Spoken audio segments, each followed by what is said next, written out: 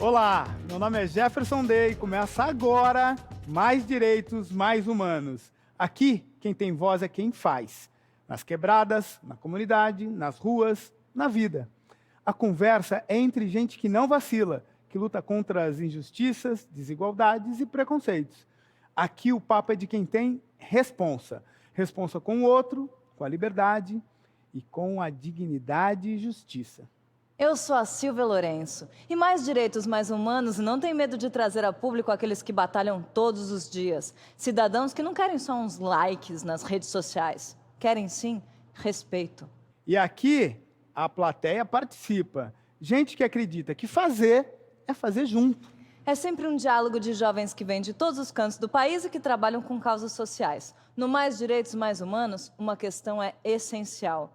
Como encarar as barbáries causadas pelo individualismo? Hoje temos dois grupos que agem direto e reto na veia social. Um deles é o Gaúcho Igualdade RS. Essa associação é de travestis transexuais de Porto Alegre, que se uniu a estudantes da URGS, a Universidade Federal do Rio Grande do Sul, para lutar pelos direitos LGBT, ou seja, lésbicas, gays, bissexuais, transexuais, travestis e transgêneros. Para falar dessa história, estão no estúdio a Marcele Malta, o Gustavo Passos e a Gabriela Batista Silva.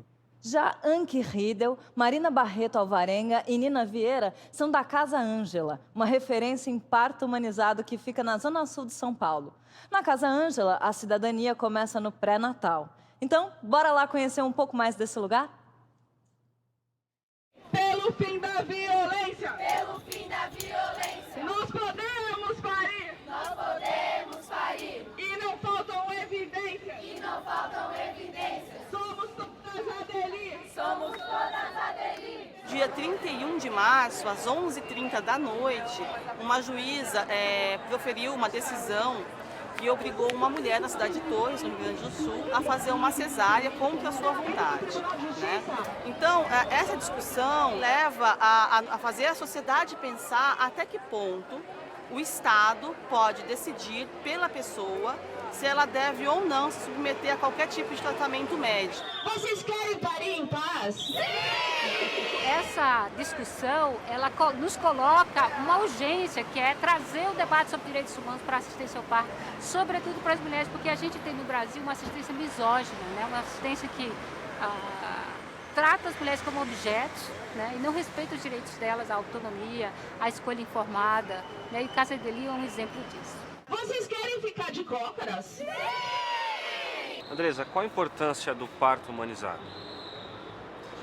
Eu acho que, além de humanizar no sentido mesmo da questão de dar possibilidades para a mulher, eu acho que está além de tudo isso. A gente vem lutando, de certa forma, em etapas, em relação à escolha do parto que eu quero ter, em relação a não seguir os modelos de obstetrícia que a gente tem hoje, de marcar uma cesariana porque você está sendo pressionada a... Acho que o parto humanizado é respeitar as escolhas das mulheres e dar informação para que elas possam escolher.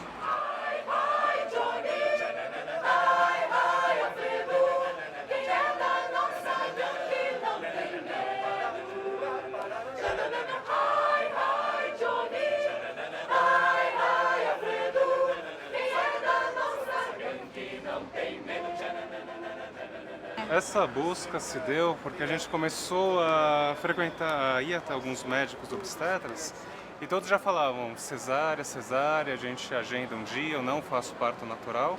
E eles sempre se colocavam como os protagonistas, como eu vou fazer o seu parto, não se preocupe. Todas as evidências científicas, tudo que a gente entende como direitos da mulher, da criança, que são, afinal das contas, são direitos humanos, né?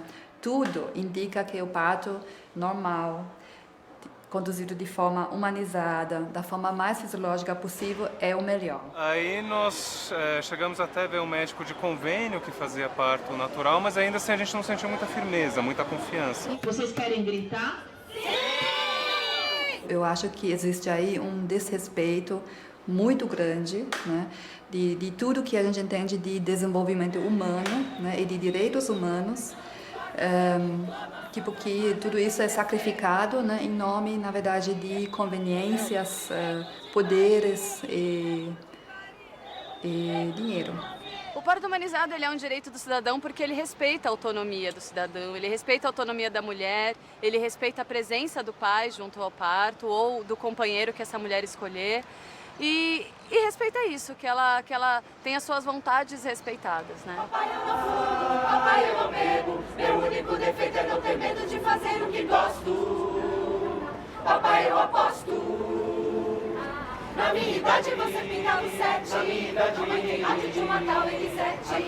Aqui em casa é impossível namorar. É impossível, então qual é a sua? Eu só quero sarro, meia hora no seu carro com meu bem. Papai, papai, papai, o carro.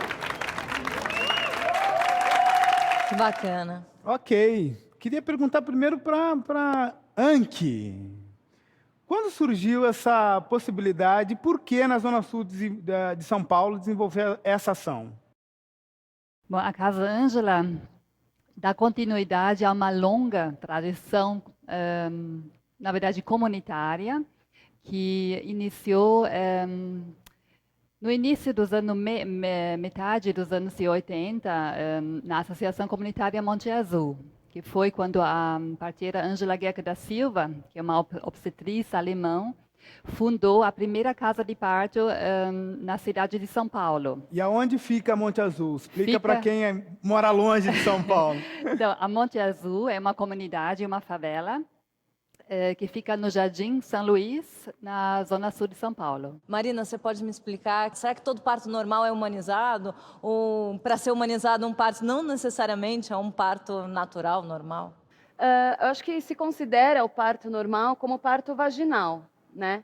Que nós temos nas instituições, que não necessariamente é humanizado, por quê? Porque ele entra dentro de uma rede, eu diria que econômica, essa coisa de você liberar leito rapidamente, né? E um parto natural, ele não tem um padrão, ele não tem um horário a se cumprir, ele não tem uma evolução certinha.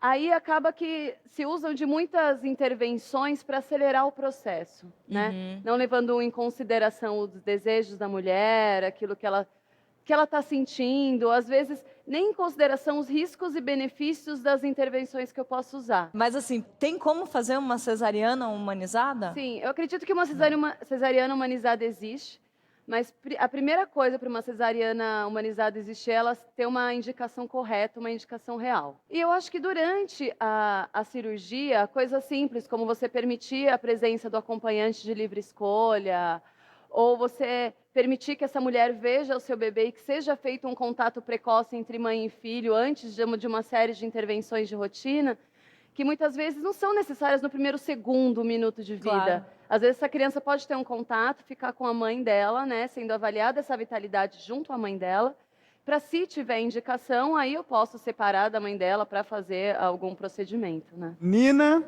fez um parto humanizado. Como é que é a experiência de ser mãe dentro do parto humanizado, né? Acho que uma palavra que diz muito é respeito. Então, esse respeito que a Marina disse de respeitar o momento, então, o tempo em que a coisa está fluindo, se eu acho que já é o momento, se eu quero andar ou se eu quero ficar sentada, se eu quero beber alguma coisa, se eu quero comer, se eu quero conversar, se eu não quero. Então, respeitar esse momento, respeitar o tempo. E esse respeito, eu notei esse respeito desde as consultas de pré-natal, e esse respeito durante o processo de parto e a assistência após o parto. A Igualdade RS existe desde 1999. O grupo promove cidadania e faz campanhas de prevenção de saúde entre as travestis e transexuais de Porto Alegre, no Rio Grande do Sul. Para o Igualdade RS, direitos humanos têm nome e sobrenome. Se liga aí, porque agora a gente vai saber um pouco mais dessa história.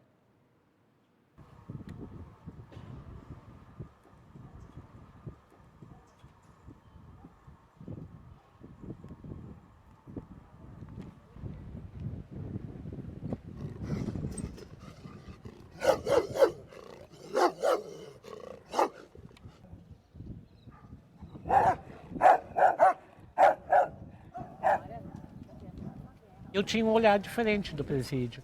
Eu tinha um olhar na questão que eu pensava, né? Eu nem pensava, não sabia que era a questão da violação dos direitos humanos era tão forte, né?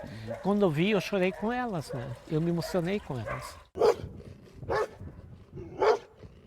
No primeiro dia que eu vim, aí elas pediram, Marcele, vem semana que vem de novo. Eu disse, não tenho como, né? Porque quem tem que dar permissão é a direção do presídio, a SUSEP. Aí eu vi que realmente o presídio era um foco de discriminação, de preconceito, de doenças, enfim, tudo que tu podia imaginar de ruim era aqui dentro. Né? Aí eu digo assim, não, eu vou levar esse projeto adiante.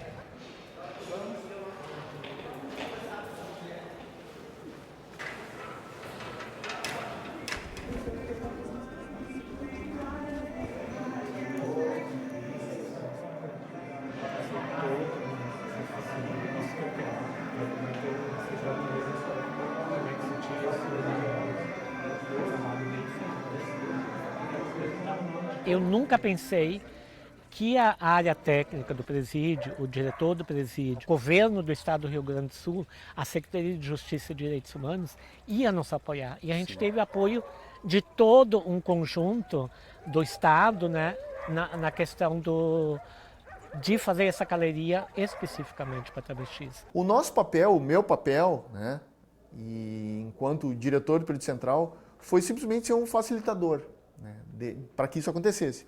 Então, para que essa ideia ela realmente fosse efetivada, né, era preciso que a gente dissesse mais sim do que não. Foi o que efetivamente eu e o Tenente Coronel Santiago fizemos.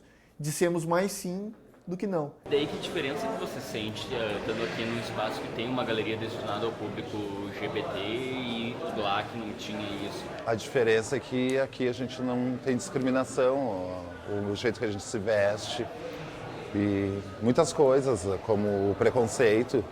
E aqui não existe muito preconceito, por causa que é uma galeria já feita para nós. Né? Vocês têm mais liberdade. Mais liberdade. Então a gente vem observando que aos poucos elas vêm podendo se apropriar então, desse conhecimento, dessa autonomia, para poder elas irem articulando movimentos para terem uma convivência melhor, uma convivência mais saudável.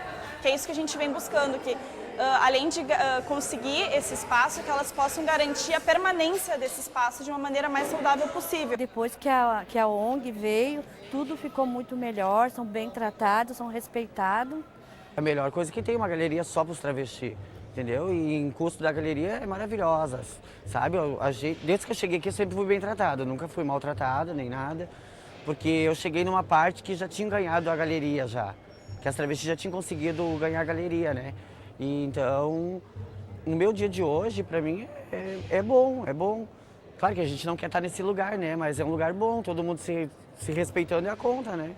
Aqui a gente tem poder de usar uma roupa de mulher, de se maquiar, de, né, poder subir, descer, ir e vir, entendeu?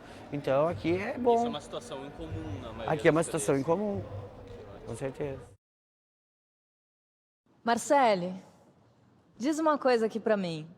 O que te levou a abraçar essa causa, lá no começo? Assim, eu já fui presa como profissional do sexo. Nos anos 80, eu trabalhava em Porto Alegre, nas ruas de Porto Alegre. Eu fui várias vezes preso, né? E uma época eu fiquei 10 dias detida, né? Então, eu vi os dois lados, né, da moeda, né? Eu vi a questão das travestis presas, eu no lado de fora não poder fazer nada. Até pessoas que viram eu trabalhando, porque saiu na mídia, aquela coisa toda. Bom, lá vai a travesti que defende os viados, né, como se diz no Rio Grande do Sul, e ainda marginais, né? Eu nunca liguei para isso, né? E eu me sentei com o diretor do presídio e disse assim, olha, eu quero uma aula específica para a população de travestis. Não me inspirei em ninguém, me inspirei em mim mesmo, né, para conseguir. Na tua experiência de vida, Na né? minha experiência de vida. O que aconteceu? Chamei a diretora, né, que era a Ivalete, né, conversei com ela, disse, Marcelo, está tranquilo. O mais breve possível que a gente puder fazer um ajuste para conseguir essa galeria. Mas eu pensei que nunca ia acontecer. Mas eu continuei indo no presídio, né, acompanhando as travestis. Quando foi em abril, né, de 2012, né, me disseram assim, me ligaram, foi aprovado o teu projeto, né, bom, né, foi demais, né. Mas eu queria saber da Gabi, na abertura do programa eu falei uma sigla, né, LGBT, e muitas vezes essa questão da sigla se perde. Queria que você explicasse um pouquinho o que quer dizer essa sigla, né, mas especificamente a diferença entre travesti, transexual e transgênero. Acho que a grande diferenciação do momento, acho que não só de trans e de a gente colocar, né, as coisas nas caixinhas, o que é trans, o que é travesti, enfim, também a gente trabalha muito na questão da diferenciação entre identidade de gênero, né, e sexualidade, orientação sexual. Acho que aí sim tem uma diferenciação que é bastante importante, né, da gente poder pensar sobre, poder também orientar, né, disseminar informação para que as pessoas também se apropriem dessa informação para saber o que é, então, essa identidade de gênero, né, que aí a gente não tem só essa sigla, a gente tem N identificações aí para a gente poder discutir do que é, então, a identidade de gênero, e a orientação sexual, que sim está vinculada à opção, ao desejo que a pessoa tem, como ela se satisfaz sexualmente falando, né. Gustavo, fala um pouquinho para a gente como você sente trabalhando nesse grupo e apoiando essa causa. Como você sente que a sociedade hoje em dia olha os travestis e os transexuais? A própria sigla LGBT, ela traz uma marca em si muito excludente, porque ela sugere, não sugere que lésbicas, gays, travestis, transexuais sejam colocados na mesma categoria. Porque, por exemplo, uma pessoa se identificar enquanto lésbica ou quanto gay, ou como bissexual, essa identificação vai da ordem do desejo sexual. Da orientação. Da orientação sexual. E travesti transexual vai da ordem da identidade de gênero. Então, colocar tudo na mesma sigla sugere a confusão já. Uma confusão. Porque, por exemplo, uma pessoa que se sente, se vê como uma mulher trans, ou seja, que ela, de certa forma, nasceu com um corpo que nós lemos como masculino, enfim, e que se identifica enquanto mulher, uma mulher trans, isso não significa que ela é homossexual ou heterossexual necessariamente. Existem mulheres trans homossexuais e mulheres trans heterossexuais. Sim. Então, essa invisibilidade ela vai se gerando a partir de várias dessas identidades dissidentes, porque, por exemplo, os gays, em geral, por conta de todo o histórico da luta e tal, tem muita visibilidade. Então, acaba que as pessoas sabem muito sobre militância gay e muito pouco sobre a militância travesti e militância trans. Pergunta que eu quero fazer para os dois grupos. Se é uma ferramenta, se a internet é uma ferramenta de difusão para a ação de vocês e como é que vocês usam essa ferramenta? Aqui as meninas podem falar, depois vocês voltam a falar. Eu acredito que a internet é uma das grandes difusoras e responsáveis por muito do que está acontecendo dentro do movimento da humanização do parto, né? Porque foi através da internet que muitas mulheres se organizaram para exigir algo diferente. É através da internet que elas chegam à Casa Ângela, né? É através da internet que elas buscam seus partos domiciliares, enfim. E muitos desses movimentos, muitas dessas mulheres juntas já provocaram muitas mudanças. E no caso do Igualdade RS é a mesma coisa, né? A vida inteira, pessoas que falavam por nós, a população de travestis e transexuais, né? A gente pensou em nós podermos falarmos por nós mesmos, o que nós sentimos. E por falar em internet, para você que está aí em casa, conectado com a rede, saiba mais sobre as experiências do Mais Direitos, Mais Humanos no nosso site. Lá você pode participar postando seus comentários e compartilhando todos os programas com seus amigos. E confira também os nossos programas nas redes sociais. Bom, e os convidados de hoje que estão aqui para tocar? Quem são os meninos? O Mustache e os Apaches. Gente, tem vários Mustaches e devem ter 2 Apaches ali sem mustache. Por que Mustache e os Apaches? Fala um pouco aí da banda pra gente. Mustache e Apaches primeiro porque soa bem, segundo foi porque a gente se encontrou numa época que isso fazia o maior sentido. Ótimo. Qual que é a pegada do som de vocês? A gente toca um pouco de blues, folk, jazz. Delícia. E um pouco de outras coisas que a gente ainda não sabe o nome. Como é o nome desse instrumento aí Essa seu? aqui é uma washboard, uma tábua de lavar. Era usada bem no início do jazz e agora a gente está trazendo de volta. Sensacional. Mustache e os Apaches. Escabelei o cabelo da nega Lilu, escabelei o cabelo Lilu, escabelei o cabelo da nega Lilu, escabelei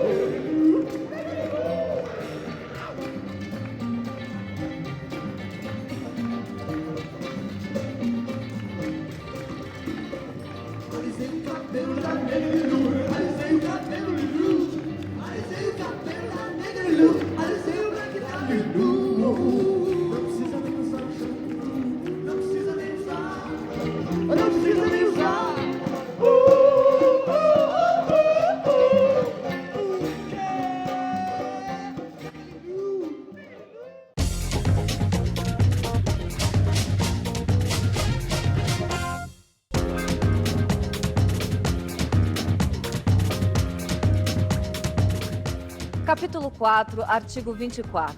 É vedado ao médico deixar de garantir ao paciente o exercício do direito de decidir livremente sobre a sua pessoa ou o seu bem-estar, bem como exercer a sua autoridade para limitá-lo. Isso que a Silvia está falando é o Código de Ética Médica de 2009, aprovado pelo Conselho Federal de Medicina. A gente sabe bem que, em alguns casos, só a estrutura dos hospitais e das maternidades é que podem garantir a vida do bebê, da mãe. E a gente sabe também que, em algumas situações, a cesárea é a única forma para os bebês nascerem sem nenhum problema de saúde. Mas daí a fazer desse procedimento uma rotina é um pouco demais, né? Vamos ver um pouco mais sobre a Casa Ângela.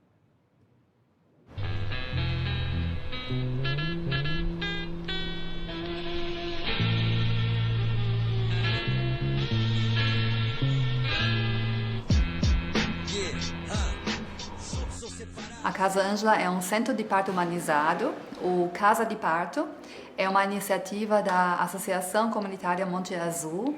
Aqui não é da prefeitura, né? Não fazemos parte do SUS e também não somos particular.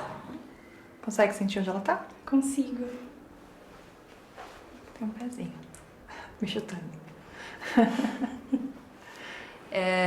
Ela tem a proposta de um acompanhamento integral, né, de gestantes de todas as classes sociais, desde o início da gestação, opcionalmente no parto e durante todo o primeiro ano de vida do bebê. Já pega de bolinha, aí toma cuidado, porque eles estão no chão, né? E conta pra gente, assim, resumidamente, como o início, quando você chegou aqui, como você foi acolhida, enfim, o pré-natal. É um cuidado todo diferenciado que a gente tem aqui, que a gente não encontra em nenhum outro lugar no hospital, na rede privada, por exemplo. Aqui a gente é tratado como pelo nosso nome, sabe? Então a gente cria um vínculo com a equipe toda durante o pré-natal todo. E isso ajuda muito na hora do parto. Então, assim, cada consulta era mais de 1 hora, a gente conversava bastante sobre tudo é conversado nas consultas. Então, foi bem tranquilo o pré-natal. Porque você já está com 37 semanas, já pode nascer qualquer minuto, né? A partir de agora até as 42 semanas, tá tudo pronto. Você tem alguma dúvida? A casa dá essa liberdade, né? Você tem uma sala de parto. Você pode andar pela casa, mas aquela sala você deixa do jeito como você quiser. Então a gente colocou vela, incenso, tinha muitos aromas, música. Minha mãe estava junto. Então foi um ambiente bem acolhedor. A alta acabou, as suas consultas terminaram, tá? Com essa outra. Aí o bebê a gente acompanha. Agora, né? Isso, aí a gente acompanha até 1 ano de idade. Tá? Naqueles grupos que você vai de mês sim, mês não mesmo, né? De 2 em 2 meses. Certo? Tá, ok. Tchau, então. Obrigada. Eu tava com o colo do útero grosso, a cabeça dele não passava. E aí era um momento que também era crucial. E a Carol, que foi a minha parteira, me perguntou. Isso eu guardo assim muito.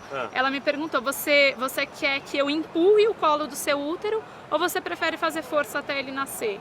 e eu pedi para naquele momento que eu queria era fazer força até ele nascer. Eu fiquei com medo dela empurrar, e isso foi completamente respeitado. Ela ficou lá do meu lado, me ensinando a respirar, falando o que eu tinha que fazer. Em momentos ela saiu, me deixou também só com meu marido, e elas me deram muito carinho, muito apoio. Eu fui muito abraçada, e é uma cumplicidade feminina que é um negócio assim incrível. E hoje nós atendemos 70% de mulheres da região de abrangência, quer dizer, são, na maioria, uma população usuária do SUS, né? E 30% também de mulheres e casais de classe média que nos procuram de outros bairros, né? Em busca do modelo humanizado ao parto natural. Força, força, força, mais. Isso, pontinho, vai até o final. Isso, meu bem. Pronto.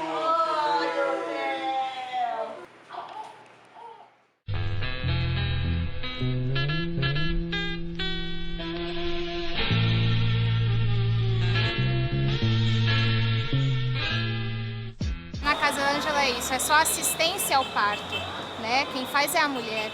Sentadas no marido, penduradas na doula, sentadas na banqueta, deitadas na banheira.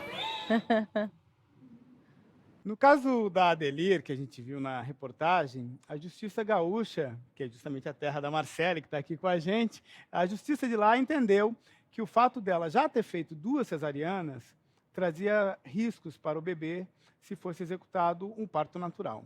Mas tem muita água nessa história, porque em alguns países consideram o parto natural seguro, mesmo em mulheres que já fizeram cesáreas. Então vamos lá engrossar esse caldo. Explica pra gente como é que é esse caso da justiça se colocar na vida de uma mulher. Eu acho que isso fica bem complicado, uma vez que, nesse caso, por exemplo, ela sabia dos riscos, ela decidiu assumir esses riscos para ter um parto normal, né? Ou um parto vaginal, enfim. O que ela queria era parir mesmo no hospital. Ela não ia ter um parto domiciliar, como foi entendido por muitos. Mas ela queria chegar ao hospital em um momento mais próximo ao parto, para que tivesse mais chance, né? A gente sabe que, infelizmente, é assim. A partir do momento que ela tem a informação e ela tem uma escolha, o corpo é dela, o filho é dela. Ninguém tem o direito de decidir o que ela tem ou não que fazer. Essa mulher, ela estava em trabalho de parto, no meio dessas suas contrações, de um dos momentos mais difíceis ou melhores momentos da sua vida, pode-se dizer também, mas enfim, não é um momento em que a gente quer que a polícia invada a nossa casa e nos leve para um hospital da maneira com que foi feito, né? E acho que isso que causou tanta revolta entre as mulheres, porque ela não foi respeitada. Ela foi levada para a mesa de cirurgia contra a vontade dela. Vocês acham que existe muita sonegação de informação sobre os procedimentos médicos para as gestantes? Olha, isso acontece, eu acho que para beneficiar uma rotina mais prática ou que gere mais dinheiro, enfim. E eu acho que é um abuso de poder, é um abuso de um poder médico, de um poder científico, de saúde, pode ser um enfermeiro, qualquer outro profissional. Você dizer para a mulher que ela não pode ter um parto normal porque ela não tem passagem, por exemplo, que eu acho que é o motivo de cesárea da maioria dos nossos conhecidos, né, por exemplo, e é errado, isso não existe. Por que tem tanta cesárea, então? Porque virou um negócio, é mais lucrativo se fazer uma cesárea do que um parto natural, é isso? Então, eu acho que isso é muito mais complexo, né? O fato é que o Brasil hoje é campeão, né, em cesáreas, campeão mundial, e eu acho que isso tem vários motivos, né? Um desses motivos, justamente, é o que o normal virou anormal, que o parto normal passou a, principalmente, assim, eu diria, numa classe média alta, que são usuários de planos de saúde, os melhores planos de saúde, os melhores hospitais de São Paulo, são que mais fazem cesáreas. Né? Sim, são mulheres que fazem, na grande maioria, o pré-natal, acompanhamento pré-natal, com médicos muito bem conceituados, em planos de saúde muito bem conceituados, e que justamente um dos grandes problemas é a informação. Né? Porque uma mulher que está grávida, que está se preparando para dar à luz, seja lá de qual forma, né? ela sempre, em primeiro lugar, ela vai ter o bem-estar do seu bebê. Claro. Se o médico falar para ela, olha, o bebê está numa posição tal, Vai ser muito difícil, você não vai ter dilatação. Exato. coisas Você que não a vai gente ter a sabe como dilatação. vai ser. Nós precisamos de mais informação para todas as mulheres de todas as classes sociais, para elas poderem tomar uma decisão e poderem optar. Pra vocês terem uma ideia, no Brasil, pelo SUS, 43% dos partos são cesáreas. Na rede privada de saúde, esse número chega a 80%, gente. E esses dados é da OMS, da Organização Mundial de Saúde. E aí, agora eu quero saber da plateia, que tem uma mulherada aqui hoje, eu não sei quantas das pessoas que estão aqui já têm filho, pretendem ter filho. O que vocês acham? Eu gostaria que vocês falassem das mulheres que optam em ter o parto cesariano. Bom, nós, da Casa Ângela, eu pessoalmente também consideramos um direito da mulher de optar por uma cesárea. Eu só fico triste quando eu vejo a grande maioria das mulheres que fizeram cesárea fizeram isso não baseada numa decisão verdadeira. Muitas vezes uma mulher, depois da cesárea, quando ela tem acesso a mais informação que ela não tinha antes da cesárea, se sente traída, porque não foi decisão dela, mas foi decisão do médico. Você pode acompanhar tudo que está rolando aqui pela internet. O endereço do nosso site está aí na sua tela. Visita o site. Bom, os caras aqui atrás de mim estão achando que estão fora do debate, tal, mas a minha questão é: o que vocês pensam a esse respeito sobre o parto humanizado, sobre as cesáreas? Acho que a mulher tem que ser livre para escolher o que ela vai fazer, né, com o nascimento do seu filho. Vai para o intervalo, mas antes, com um pouquinho de mais mustaches e os apaches. E a gente volta com mais travestis, mais transexuais, mais direitos e mais humanos.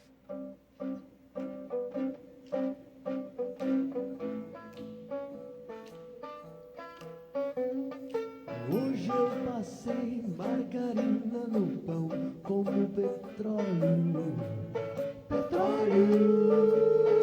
Hoje eu li que a bolsa caiu. Dow Jones, Dow, Dow, Dow, Dow. E que bom que eu passo o chapéu e não tenho papel. Hoje eu saí de bicicleta. Meu monociclo furou o pneu. E os carros parados na estrada não dançam balé melhor do que eu. E a fumaça na cara puxa meu pé de girassol. Sol, sol, sol, sol, chuchu. Chuva ácida, chuchu. Chuva ácida, chuchu. Chuva ácida pra chuchu.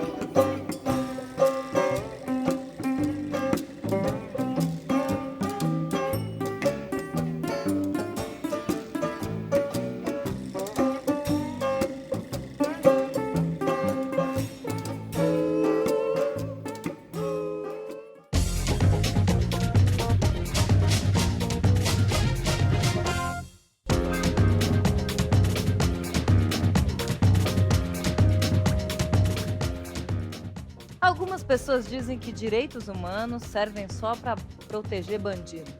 Batalhar pela cidadania é coisa de gente que não tem o que fazer? O que é justiça? O que é civilidade? Você já deve ter ouvido a frase: bandido bom é bandido morto. Mas para que serve uma cadeia? Por que excluir? Por que discriminar? Por que colocar as travestis no pódio da escória social, sem dignidade alguma? Por quê? Bora ver mais uma reportagem.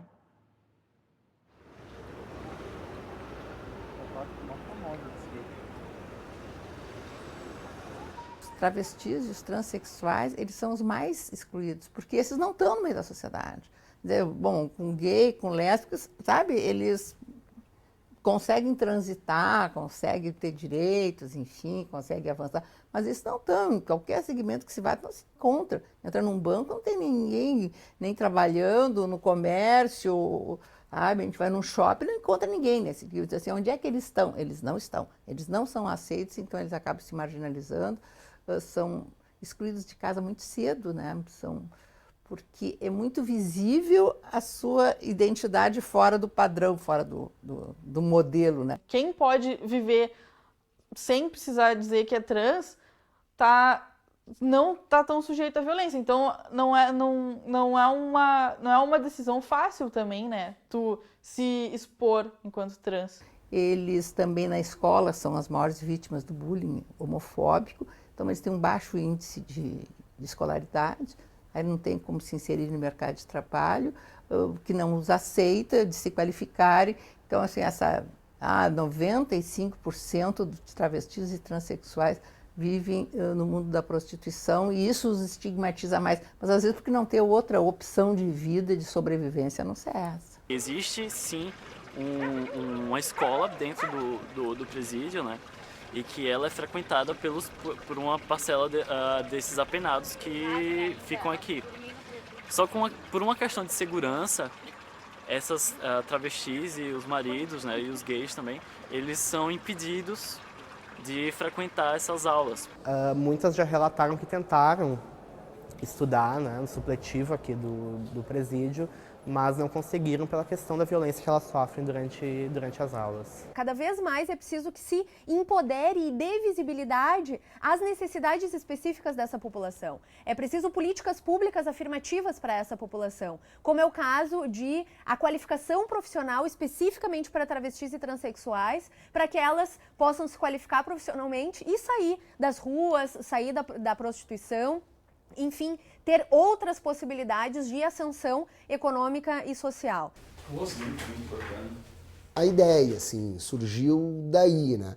De trabalhar um pouco a autoestima e trazer esse tema para a discussão. Porque, invariavelmente, quando tu expõe, as pessoas vão na exposição, elas veem as fotos, elas veem no jornal, elas discutem sobre o assunto, né? E eu acho que quanto mais se discutir sobre isso, menos vai ser assim essa coisa assim separada, né? Segregada, o tabu, enfim. É um trabalho que inseriu e reconheceu alguma coisa como profissão, né? E as que se revelaram ser desconstruído, transver, ou seja, elas passam a vida construindo uma imagem de mulher. No momento que elas resolvem participar de um trabalho desse, por exemplo, aqui atrás a Luíse, ela passou uma vida para construir essa imagem de mulher. No momento que ela toma coragem de participar disso, ela se desconstrói, porque por trás dela existe um homem, ou existia um homem, né? Mas isso faz com que outras venham a se revelar, né? E se assumir como tal, e com isso ajudar com que outras travestis e outras transexuais tenham um mundo melhor. E cada dia é um dia novo, cada dia é um passo, né? Cada dia uma travesti sofre violência, cada dia ela sofre preconceito, cada dia tem uma demanda nova. É difícil, mas é muito compensador a gente mostrar o trabalho que a gente faz para a população de travestis. A verdade é que a barra é muito pesada, né, gente? É triste, mas é fato. No início de 2014, a ONG International Transgender Europe soltou um relatório afirmando que aqui o Brasil é o país onde mais acontecem assassinatos de travestis e transexuais em todo o mundo. No Brasil, em 2013, a gente teve 133 travestis assassinadas com brutalidade e violência. Muita violência. Não é um tiro, não é uma facada. Por que acontece esse caso? Por que esse número tão grande, né? A gente tem 98% das travestis ainda estão no mercado de trabalho como profissional do sexo, né? Poucas travestis hoje estão no mercado de trabalho. Por quê, né? Em primeiro lugar, a exclusão da família, a exclusão social. O Estado e o preconceito não aceita essa população para trabalhar. Aonde que elas vão trabalhar? Tu não vê uma travesti na escola, em primeiro lugar, da questão da discriminação, a questão do nome, né? Explica aqui para todo mundo que está aqui, para quem está em casa também, por que essa questão do nome social é uma questão fundamental para as travestis? É fundamental, mas é paliativo, né? Eu digo assim, foi uma conquista, né?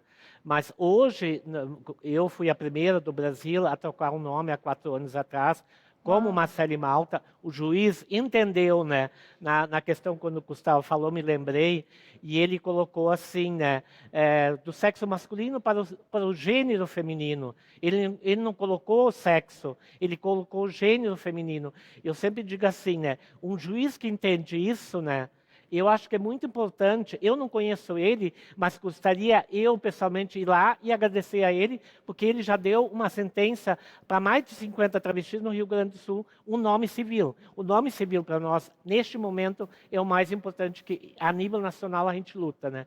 Porque o nome social é importante, mas é paliativo. E o nome civil é a coisa mais importante. Explica pra gente, pro pessoal que está assistindo, talvez muita gente não saiba a diferença entre o que é nome, o nome social, e o nome civil. E o nome social, assim, é uma carteira, e eu entendo que a Marcele fala como paliativo, porque, imagina só, se uma pessoa pergunta, me dê seu documento de identidade, existe um documento de identidade que é o comum que nós usamos o tempo inteiro, né?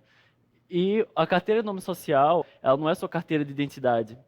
Então, ela é como se ela marcasse a diferença. É uma carteira alternativa. Então, ela tem o seu valor muito marcado e reconhecido, mas o ideal é uma retificação do registro civil. Sim. Porque aquela pessoa, no fim das contas, foi feita de certa forma, uma violência sobre ela e impor sobre ela um nome que ela não se identifica. Ok. Se em muitos casos as travestis e transexuais sequer são aceitas na família, imagine se são respeitadas na sociedade. Nas prisões, então, onde o poder é machista e a situação é quase absolutamente degradante, discriminatória e violenta, nem se fala. Minha pergunta vai para a Rank. Rank, como é que seria o trabalho da Casa Ângela se fosse lá junto ao sistema carcerário, junto com o trabalho da Igualdade RS? Eu acredito que nós estamos vivendo, né, uma época que tudo isso, pensar tudo isso é possível, é necessário, né? E estamos no início, muito no início, né? Mas eu acredito que juntando toda essa questão, maternidade, paternidade, parto, a sexualidade, eu acho importantíssimo. E aí depende do contexto, né? A Casa Ângela teria uma cara diferente se fosse, né, junto ao trabalho de vocês, né? Mas eu acho que o propósito pode ser o mesmo, humanizar. A gente vai fazer uma conexão sem escala pela nossa arquibancada aqui. Eu sei que eu vi uma pessoa aqui querendo falar com o microfone. Eu tenho uma curiosidade sobre o projeto Casa Ângela. Vocês têm como um projeto de aumentar a Casa Ângela? Bom, bem que nós gostaríamos. E, inclusive, a Casa Ângela, nós estamos enfrentando muita oposição por lado das organizações médicas, né, que, assim, de uma certa maneira, tem um monopólio, né, sobre a autoridade pública na saúde, né. Então, nós gostaríamos muito de replicar esse modelo, mas, nesse momento, eu diria que nós não o fazemos por questões simplesmente de recursos financeiros. Se tivéssemos mais recursos, nós conseguiríamos replicar a Casa Ângela em cada região de São Paulo. Tem um outro amigo ali ao lado. Hoje, nós vemos que os pais já influenciam os filhos, já desde criança, a ter homofobia. Se nós formos ver, tem gente que já criança, é gay, que nojo. Né? Então, nós temos que ensinar, já desde criança, as crianças a saber a respeitar. Porque acontece muito isso hoje. Sim, as travestis e as transexuais, elas sofrem um processo de violência durante toda a sua vida, o tempo inteiro, simplesmente por ser quem elas são. Todas essas questões de direitos humanos, agora, eu acho que são coisas que nós estamos tendo que estar incomodando. E é esse incômodo que causa o reajuste. Agora sim, toda a nossa reflexão estará em volta da música do Mustaches e os Apaches. Todo trem vai pro mesmo lugar. Todo trem vai pro mesmo lugar. Todo trem vai pro mesmo lugar. Todo trem vai pro mesmo lugar.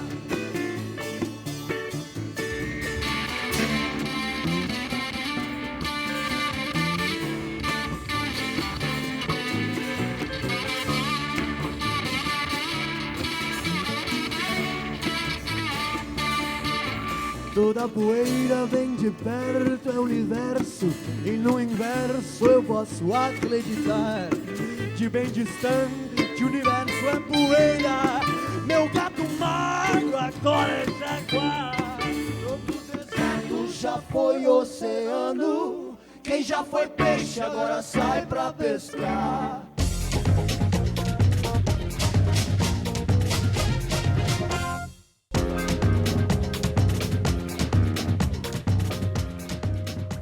Protagonismo da mãe, do bebê, da família, parto natural, cesárea, parto humanizado, bandeiras levantadas aqui pela moçada do Casa Ângela, questões essenciais quando o assunto é o direito da mulher. Atitudes mais humanas com mais direitos. Travestis, transexuais, discriminação, desigualdade, desrespeito. É hora da dignidade. E é para isso que o pessoal do Igualdade RS está aí, para lutar por mais cidadania, mais justiça, mais ética, por mais direitos mais humanos. Agora nós vamos para o direto e reto, hein? Opa! Pergunta curta para resposta curta. Gustavo, você vai ser o primeiro. Depois de tudo isso que a gente conversou aqui, você acha que está na hora de pensar um novo modelo de família? Com certeza. Eu acho que o modelo de família, ele já não é o que nós pensamos que ele é há muito tempo. Só ninguém admite. Nina, resposta rápida, pergunta rápida, resposta rápida. Quem manda no corpo? Eu. Uau, que rápido. É meu, não é? Oh, yeah. É meu, eu mando. Uma pergunta para Marcele. Rico pode escolher ter parto humanizado ou fazer cirurgia de redesignação sexual? Quem tem dinheiro para botar, bota. Quem não tem dinheiro, coloca silicone líquido. E silicone líquido é Veneno. É uma sentença de morte, né? Cada um faz do seu corpo e a mulher também do seu corpo que ela quer, né? Se ela quer se prostituir, quer ter filho, não quer ter parto normal, eu acredito assim que a mesma coisa nós, da população de travestis, eu acredito que a gente possa fazer do nosso corpo o que a gente quer. Por falar em silicone, Marina, cesárea ou silicone e silicone, deixa cicatrizes? E tem as cicatrizes psicológicas, a cicatriz de uma mulher que foi enganada e descobre depois de uma cesariana que ela não precisava. A gente vê isso todos os dias, como a Anki citou mais cedo, né? E aí, eu quero saber direto e reto para a plateia, quem vai responder? Depois desse papo aqui, alguma coisa mudou em você? Bem, assim, eu sempre tive muita vontade de ter cesárea. Depois desse papo, com certeza, eu vou ter o parto normal. Tudo bem. Mais alguém?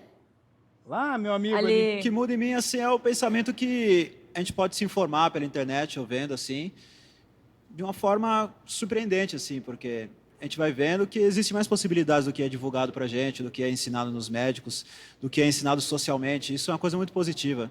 Maravilha, maravilha. Arrasou. Mais direitos, mais humanos, está na internet também. Visite o nosso site. Lá você vai poder participar, postando comentários, compartilhando tudo, todos os programas com seus amigos, com as pessoas que você conhece. E também confira o nosso programa nas redes sociais, hein? Bom, hoje está acabando, mas fica o toque do poeta Pablo Neruda. Se nada nos salva da morte, pelo menos que o amor nos salve da vida. Toca a música, mais amor, mais vida, mais direitos, mais humanos. Acabou, gente, valeu. Tchau, tchau.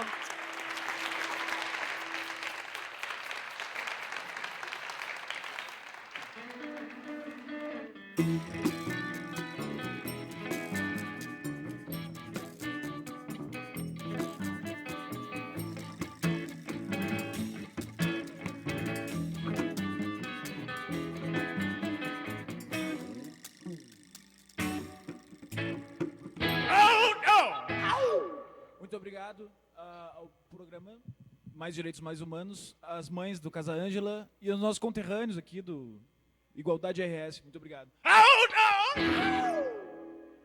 Uma farta salva de palmas, por gentileza, a eles. Parabéns aí, vocês são fantásticos. But if you talk about my I'm gonna hit you with my banjo. But if you talk about the angels, well, you know I can be whatever I have while inside of you.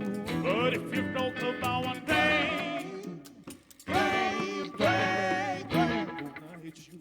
Skrill out of months at the muddy the more. Skrill out of months at the let's compare out of more. Love the boy. It's gonna be a lot of months at the muddy the more. But if you talk about my pain, I'm gonna hit you with my But if you don't call the angels, well, I know I keep you in a hell inside of you. But if you talk about my pain, pain, pain, pain, I'm gonna hit you, hit you, hit you.